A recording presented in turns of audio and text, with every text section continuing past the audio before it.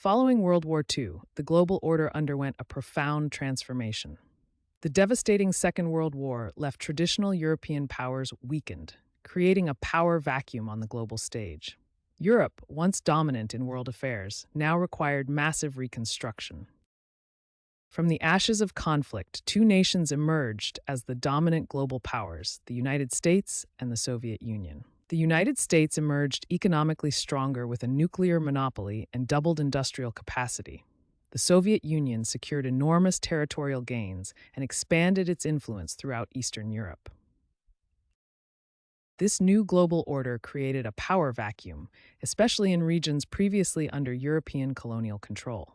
Both superpowers sought to fill this vacuum with their competing visions for world order.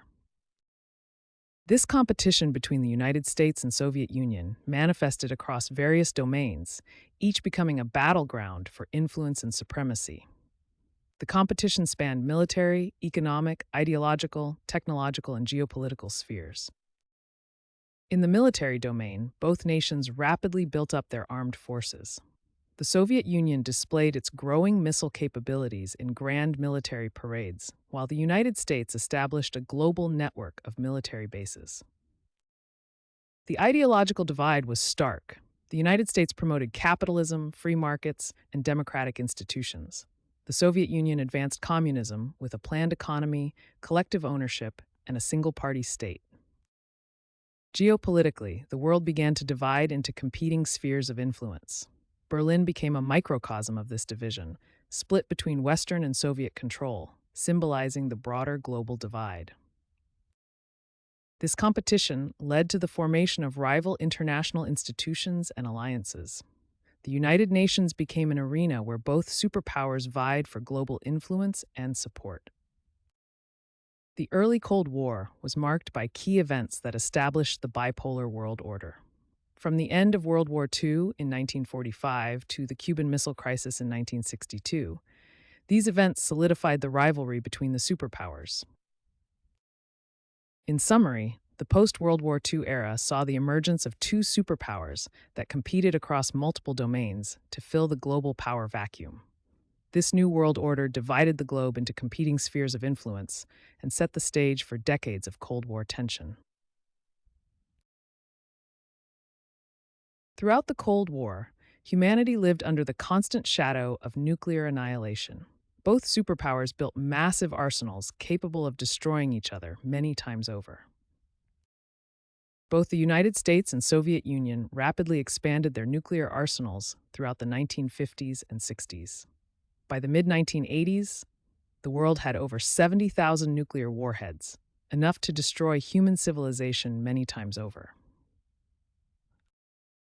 This led to the doctrine of mutually assured destruction, or MAD. The idea was simple yet terrifying. If either superpower launched a nuclear attack, the other would respond with a devastating counterattack, ensuring that both nations would be destroyed. Both sides developed a nuclear triad of delivery systems: land-based intercontinental ballistic missiles, submarine-launched missiles, and strategic bombers. This ensured that even if one country managed to destroy most of its enemy's weapons in a first strike, enough would survive to launch a devastating counterattack. Both superpowers maintained their nuclear forces in a constant state of readiness. Command centers were staffed around the clock, with missile crews ready to launch on minutes or even seconds of warning. This hair-trigger alert status created the risk of accidental nuclear war through miscalculation or technical error. The threat of nuclear war became so pervasive that scientists created the doomsday clock as a symbol of how close humanity was to self-destruction. During the most tense periods of the Cold War, the clock was set just minutes from midnight, representing nuclear catastrophe. There were several moments during the Cold War when the world came dangerously close to nuclear war. Besides the Cuban Missile Crisis, lesser-known incidents included computer errors, radar misinterpretations, and military exercises that were misinterpreted as actual attacks. In 1983, Soviet officer Stanislav Petrov likely prevented nuclear war when he correctly judged that a warning of incoming American missiles was a false alarm. The nuclear standoff between the United States and Soviet Union affected nations worldwide. Countries had to choose sides or attempt to remain neutral in a world where nuclear war threatened everyone. This global tension influenced international relations, economics, and even culture throughout the Cold War era. The threat of nuclear war was the defining feature of the Cold War, forcing humanity to live with the possibility of extinction and shaping global politics for decades. While MAMAD prevented direct conflict between the superpowers, it created a precarious balance of terror that the world lived under for over 40 years. A key feature of the Cold War was the intense competition between the United States and Soviet Union for global allegiance. This world map from 1962 shows how countries aligned politically. Blue represents Western or NATO-aligned nations, while red shows Warsaw Pact members and Soviet allies. The post-World War II era saw waves of decolonization, with many former colonies gaining independence. These newly independent nations in Africa, Asia, and Latin America became the primary battleground for superpower influence. The Soviet Union developed several strategies to win allegiance. They offered military equipment and training to potential allies. The USSR provided economic development loans, supported anti-colonial liberation movements, and emphasized shared ideology with socialist states. The United States countered with its own approach. In 1961, they established USAID to deliver foreign aid and development assistance. America established military alliances and bases around the world, provided technical assistance and education, and strongly promoted capitalist economic models. Asia became a critical battleground for superpower influence. With China embracing communism in 1949, both superpowers competed intensely for allegiance across the region. In Europe, the division was more formalized through military alliances. NATO countries aligned with the United States, while the Warsaw Pact nations fell under Soviet influence. Latin America, in the United States' traditional sphere of influence, became another arena for competition. The Cuban Revolution of 1959 brought the Cold War to America's doorstep. This global competition had significant impacts. Smaller nations gained leverage by playing superpowers against each other to secure better aid deals. While economic development projects benefited some regions, political interference often led to instability and conflict that would last for decades. This competition for global allegiance was a defining feature of the Cold War, creating a complex web of alliances and rivalries that would shape international relations for decades to come. In October 1962, the Cuban Missile Crisis brought the world to the brink of nuclear war, when the Soviet Union placed nuclear missiles in Cuba, just 90 miles from U.S. shores. The crisis unfolded over 13 tense days, beginning on October 14th, when a U.S. U-2 spy plane discovered Soviet missile sites in Cuba, and ending on October 28th, when Soviet Premier Khrushchev agreed to withdraw the missiles. On October 14th, a U.S. U-2 spy plane captured photographic evidence of Soviet medium-range ballistic missile installations being constructed in Cuba. These missiles had the capability to reach major U.S. cities within minutes, presenting an unprecedented threat to American security. The reconnaissance photos revealed missile launchers, support vehicles, and missile erectors at multiple sites across Cuba. President Kennedy formed the Executive Committee of the National Security Council to evaluate options for responding to this direct threat. The crisis intensified when Kennedy announced a naval quarantine of Cuba on October 22nd. As Soviet ships approached the blockade line, the world held its breath. At the Pentagon, nuclear forces were placed on DEFCON 2, the highest alert level ever reached during the Cold War. After days of tense negotiations and exchanges of letters between Kennedy and Khrushchev, a resolution was reached. The Soviets agreed to remove their missiles from Cuba in exchange for a public U.S. pledge not to invade Cuba and a secret agreement to remove U.S. Jupiter missiles from Turkey.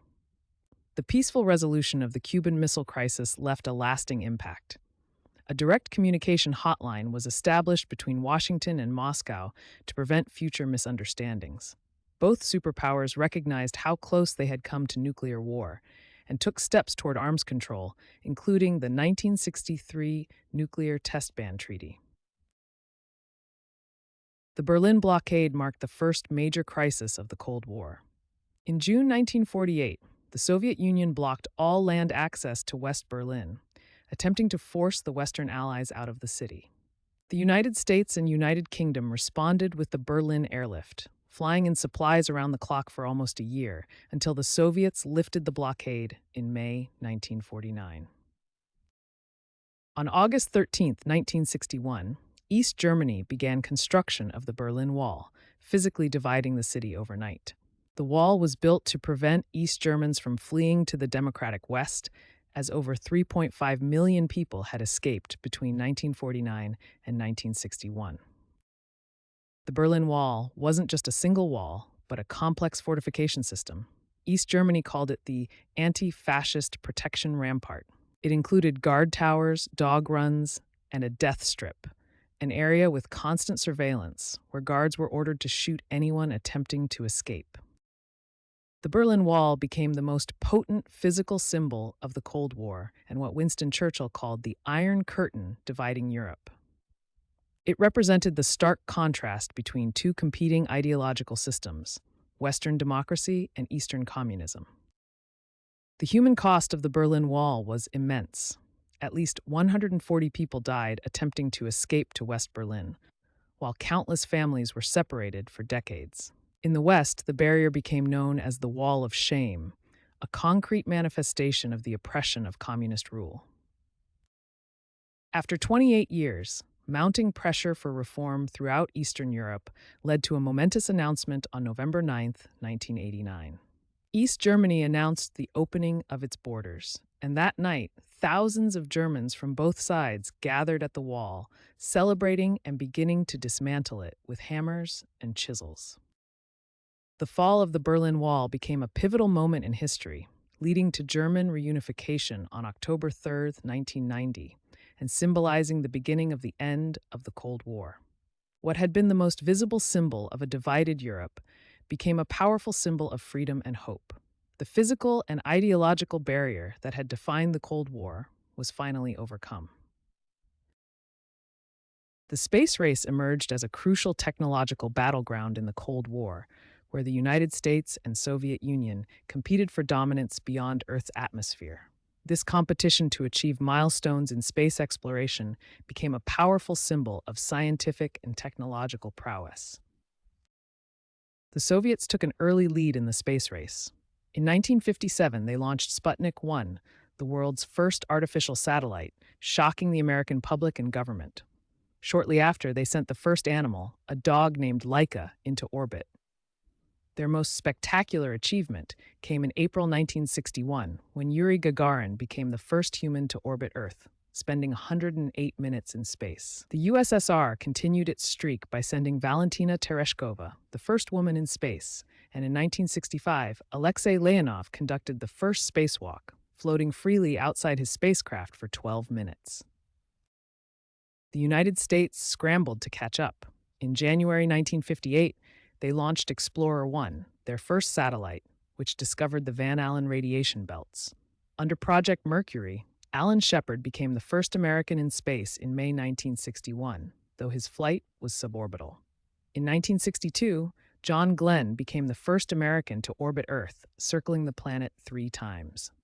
The Gemini program advanced American capabilities with spacewalks, rendezvous, and docking maneuvers between spacecraft. By December 1968, Apollo 8 achieved a major milestone by becoming the first crewed mission to leave Earth's orbit and circle the Moon. Throughout the 1950s and 1960s, the space race intensified as both superpowers poured enormous resources into their space programs.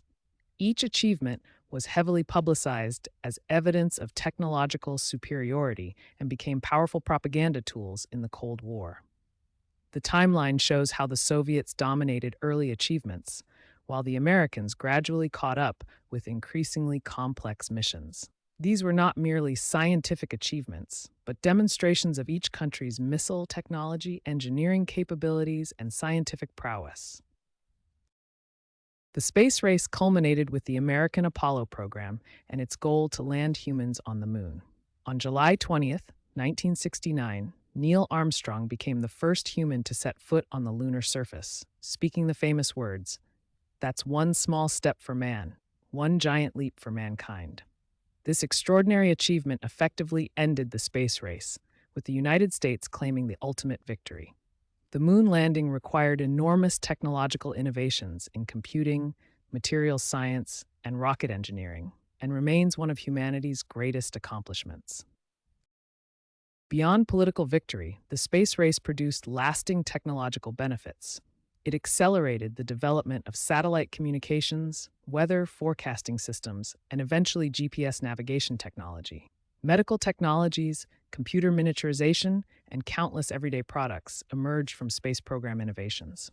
The competitive nature of the space race dramatically accelerated scientific progress, compressing decades of potential development into just years. This technological battleground demonstrated how Cold War competition could drive remarkable human achievement alongside the tensions of geopolitical rivalry. The arms race was perhaps the most dangerous aspect of the Cold War, characterized by a massive buildup of weapons as both superpowers sought military superiority over the other. This led to the doctrine of mutually assured destruction, or MAD. The idea was simple but terrifying. Nuclear weapon stockpiles would prevent direct conflict because an attack by one superpower would result in the complete annihilation of both. Aircraft like the B-52 Stratofortress were a key component of America's nuclear triad, capable of delivering nuclear weapons anywhere in the world. The nuclear arms race escalated dramatically through the Cold War. From just a handful of weapons in 1945, by the 1980s, the United States and Soviet Union had amassed over 60,000 nuclear warheads between them.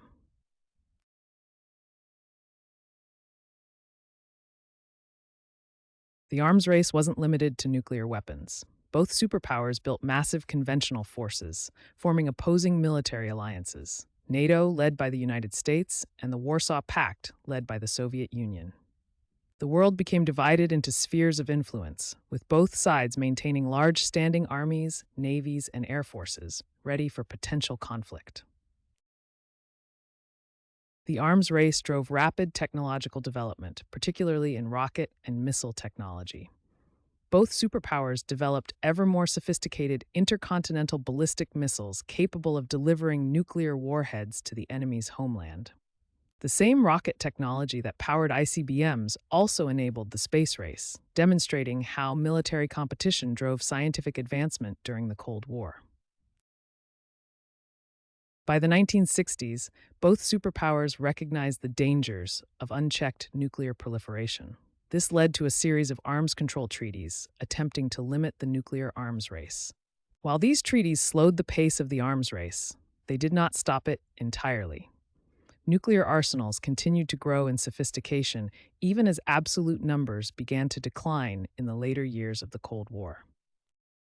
The arms race fundamentally shaped the Cold War era, creating a precarious balance of terror that defined international relations for decades and left a legacy that continues to influence global security today. In the divided world of the Cold War, many countries, particularly developing nations, sought to chart their own course, independent of both American and Soviet influence. The movement's origins can be traced to the Bandung Conference of 1955, where 29 Asian and African nations gathered to promote economic and cultural cooperation outside the Cold War rivalries. The non-aligned movement was formally established in 1961 at the Belgrade Conference in Yugoslavia, with 25 founding member states. The movement was led by prominent figures like India's Jawaharlal Nehru, Yugoslavia's Josip Broz Tito, Egypt's Gamal Abdel Nasser, Indonesia's Sukarno, and Ghana's Kwame Nkrumah. The movement was founded on several core principles: mutual respect for sovereignty, non-aggression, equality among nations, peaceful coexistence, and crucially, opposition to military alliances with the superpowers. These principles reflected a desire to remain neutral in the Cold War rivalry. The non-aligned movement grew rapidly. From its initial 25 members, it expanded to include over 120 countries across Africa, Asia, and Latin America. This map shows the current membership, with full members in red and observer states in yellow. Despite their commitment to neutrality, non-aligned countries became strategic battlegrounds in the Cold War. Both superpowers competed intensely for influence among these nations, offering economic aid, military assistance, and diplomatic support to win allies. The non-aligned movement created a significant third force in global politics during the Cold War. It provided a collective voice for developing nations, advocated for decolonization and against apartheid, and promoted economic cooperation among member states. By refusing to be drawn into superpower rivalries, these nations created space for diplomatic maneuvering that would otherwise have been impossible in a strictly bipolar world. During the Cold War, economic competition became another battlefield between the United States and Soviet Union. The Cold War was not just a military standoff, but a clash between two fundamentally different economic systems. Capitalism in the USA emphasized free markets and private ownership, while Soviet communism focused on central planning and state control. A key economic weapon was the trade embargo. The United States established the Coordinating Committee for Multilateral Export Controls, COCOM, in 1949 to restrict strategic exports to communist countries. This significantly limited Soviet access to advanced Western technology. However, agricultural trade, particularly grain exports, remained significant, with the U.S. using food as a diplomatic and economic tool.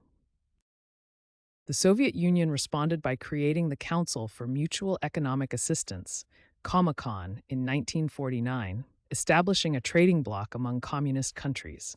This was designed as an alternative to the Western-backed Marshall Plan. Soviet industrial production grew significantly faster than agricultural output, revealing the priorities and challenges of the Soviet planned economy. Foreign aid became a crucial tool in the economic Cold War. The United States launched the Marshall Plan in 1948, providing $13 billion to rebuild Western Europe and create markets for American goods while preventing Soviet influence. Programs like Food for Peace and the creation of USAID in 1961 were explicitly designed to counter Soviet influence in developing nations. The Soviet Union responded with its own aid programs to countries like Cuba, Vietnam, and Angola, creating a global competition for influence through economic assistance. Countries in the developing world often became economic battlegrounds between the superpowers. Ethiopia provides a compelling case study. Initially aligned with the United States from the 1950s to 1974, Ethiopia's economy was supported by American aid and trade.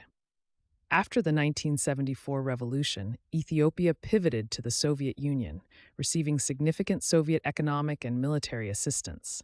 This graph shows how Ethiopia's economic performance fluctuated dramatically during this period compared to broader African trends, highlighting the impact of shifting superpower alignment.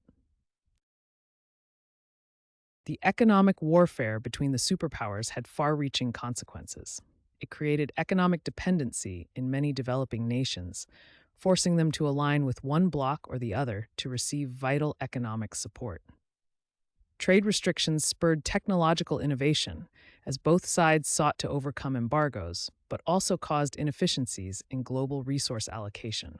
By the 1980s, economic pressure from the West contributed significantly to Soviet economic stagnation, ultimately playing a role in the collapse of the Soviet system.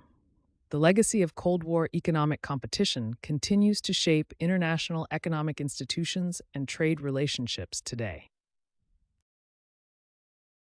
The Cold War dramatically transformed domestic policies in both the United States and the Soviet Union, reshaping government priorities, societal norms, and everyday life for citizens. In the United States, the Cold War drove unprecedented peacetime military spending, leading to what President Eisenhower famously called the military-industrial complex. This massive defense budget diverted resources from civilian needs to national security priorities, permanently altering the American economy and federal budget structure. Both superpowers dramatically expanded domestic surveillance and security measures. In the Soviet Union, the KGB maintained an extensive network of surveillance and informants. Meanwhile, in the United States, the FBI under J. Edgar Hoover and other intelligence agencies conducted widespread surveillance of suspected communists and activists, especially during the McCarthy era. Civil defense became a major priority, with both governments developing programs to prepare citizens for nuclear attack. In the United States, this included air raid drills, the famous duck and cover training in schools, and widespread fallout shelter construction. Both superpowers enforced ideological conformity, though through different means. In the Soviet Union, the state maintained strict control over media and education, with mandatory participation in state activities and severe restrictions on religion and dissent. In the United States, anti-communist measures included loyalty oaths for government employees, blacklisting in entertainment and academia, and investigations by the House Un-American Activities Committee, creating a climate of fear and suspicion. The Cold War had profound social and cultural impacts that continue to resonate today. Education systems were reshaped with new emphasis on science and technology, especially after the Soviet Sputnik launch shocked Americans. Anxiety and fear of nuclear war became a constant in everyday life, while media and entertainment reflected these Cold War tensions in movies, literature, and television. Both powers funded massive space programs for national prestige and developed critical infrastructure like highway systems and communications networks, often justifying them as defense necessities. The Cold War fundamentally altered the relationship between citizens and their governments, creating enduring legacies in national security structures, government spending priorities, and cultural attitudes that persist long after the conflict officially ended. The Cold War left a lasting legacy on global politics, with one of its most enduring institutions being the North Atlantic Treaty Organization, or NATO. NATO was formed in 1949 with 12 original members as a direct response to the growing Soviet threat. Its purpose was to counter Soviet expansion, forbid nationalist militarism in Europe, and encourage European political integration. The Cold War divided the world into competing alliance systems. Beyond NATO, there was the Warsaw Pact in Eastern Europe, SEATO in Southeast Asia, CENTO in the Middle East, and other regional security arrangements. After the Cold War ended, NATO evolved rather than dissolving. It expanded its mission beyond collective defense, grew from 16 members at the end of the Cold War to over 30 today, conducted operations in the Balkans, Afghanistan, and Libya, and adapted to new security challenges.